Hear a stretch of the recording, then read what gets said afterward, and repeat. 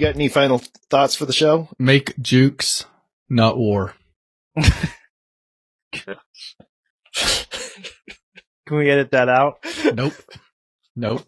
I had my game face on. And welcome to a bit of a different video. Now this week we're going to do a manufacturer comparison, but also a review of this beautiful RLC Hot Wheels Jaguar 1964 E-Type. One of the most iconic vehicles ever. Here's the number of mine on the base, number 19,020 out of 30,000, so by far not a low number one. Yeah, simply beautiful. This was a gift from David at Twice Diecast, so a huge thank you to you. This is the one I've been meaning to do for months, and well, we'll finally get around to it. So, without further ado, let's get her open and out of that packaging to do a proper review of this beautiful model from Hot Wheels. We have a little blurb on the back, which I'm not going to read at all. I just want you to, if you want to, pause just to give a bit of a read. But the packaging on this is beautiful. This thing slips straight off, revealing a rather beautiful looking colour. Of course, seeing Jaguar 1964 E-Type, and of course a main one as well. Now I do prefer these other than the carded ones, as those the carded do look better for presentation wise. These are much easier and much more accessible to have a look at the whole car. The only thing you have to do is pull them off. But the only difficult part is about this display is that it is extremely hard to get that base open. So I'm going to be careful and get her off camera. So any tips regarding how to get these out easily, please let me know, because it's a very hard task every time I try. I'm just going to put that underneath there so it doesn't fly away, and pop the bonnet down just nicely there. And then we can start the review. We have a Matchbox. This is quite an older cast now, of course designed by Ray Wasada, I believe, especially judging by the sandwich technique for the chrome. And on the right, I'm not sure who designed it, of course, is the Hot Wheels RLC. The, of course, green Spectre Flame.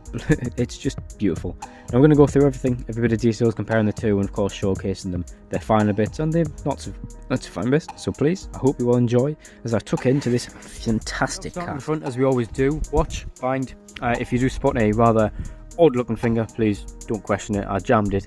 Then a Volkswagen Passat. But I'm going to use the screwdriver tooth, not the original one. There's an Ismo starting it behind me there. As I lost it upstairs somewhere in a box, I will find it again. So I'm going to use a fake screwdriver of truth. Now, starting in the front, now going for casts. The yellow Matchbox version is a rather good looking cast, especially with its age. This cast is now over 20 years old, I believe, or maybe getting there.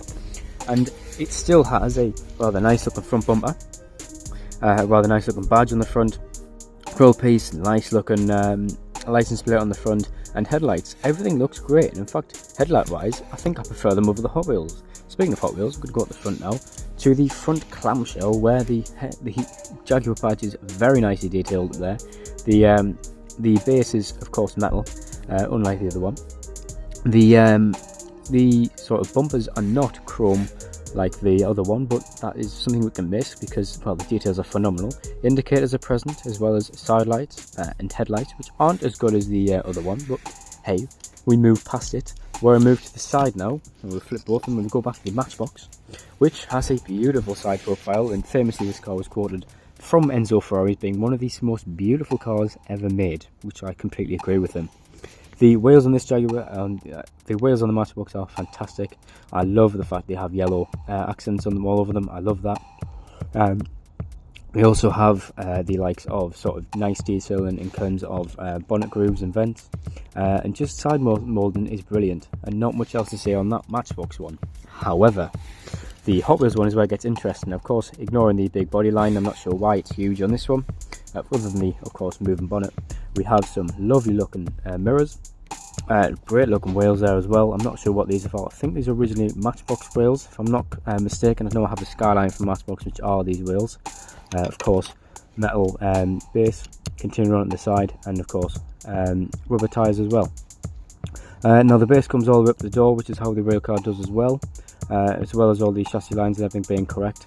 And nice little detailing being the of course detailed door handle and side mouldings all across the windows as well, and the bumper detailed all the way across, just as well as the Matchbox one is. Now moving on to the rear, we have of the Matchbox one the two rear exhaust pipes sticking straight up there, and Jaguar as a license plate. Would have been nice to have the same license plate at the front, but hey, we can't complain that much. We have brilliant detail in there on the rear lights, including reverse, indicator, and also of course brakes. Now the chrome continues all the way around, as well as some black bumpers there, which are also correct. They would sometimes be rubber, and that is about it for the rear of that one. The Hot Wheels one is very, very nicely detailed indeed, with a different type of rear light. That's why it looks a bit different. Different type bumper, again, why it looks a bit different. An RLC type, of course, for the rear license plate. Jaguar is also detailed there, unlike this one. And of course the window mouldings are continued all the way around. Now we're going to move on to the base now. In the same shot, get up the right way around. On the Hot Wheels one, we've got lovely exhaust and transmission details going all the way around. You can imagine this thing would sound absolutely unbelievably good. Of course, copyright 2021 Mattel. And on the Matchbox, going back to that, the base is slightly different, with of course transmission and those sort of thing detailed, but of course this time with the copyright 2005. So yes, this thing is almost 20 years old. What a cast. Now interior now, well, this interior is brilliantly detailed in there, of course you can see, but well, brilliantly moulded, shall I say, not detailed. As we go on to the Hot Wheels one, where this is by far the most detailed interior of a 1/64 scale cast I think I've ever seen from a manufacturer point of view, like Hot Wheels, mass manufacturer that is. The wooden effect steering wheel on a black dashboard, which is simply beautiful, on a cream sort of seats. They are simply stunning. And by far the best part of this whole cast, I've been changing the whole time about it, is the opening bonnet, which reveals a beautiful straight six Jaguar, which is simply stunning. I mean, you can see everything is detailed in there, including the battery. It's just simply perfect. My ideal cast for an RLC is this, and I am so pleased to have it in my collection. So thank you so much, David, and I hope you all enjoyed. Please, which one was your favourite? I mean, I know which one's my favourite. That is, of course, the Hot Wheels one, but that is, of course, much more expensive and much more new. So that's been sort of a generation as well as a manufacturer comparison. This one on the left here, the Matchbox, is almost 20 years old. So yeah, I think it stood up the test of time very, very well. I thank you all very much for watching. Please, everyone, stay safe, have fun, and of course, without further ado, stay juke'ing.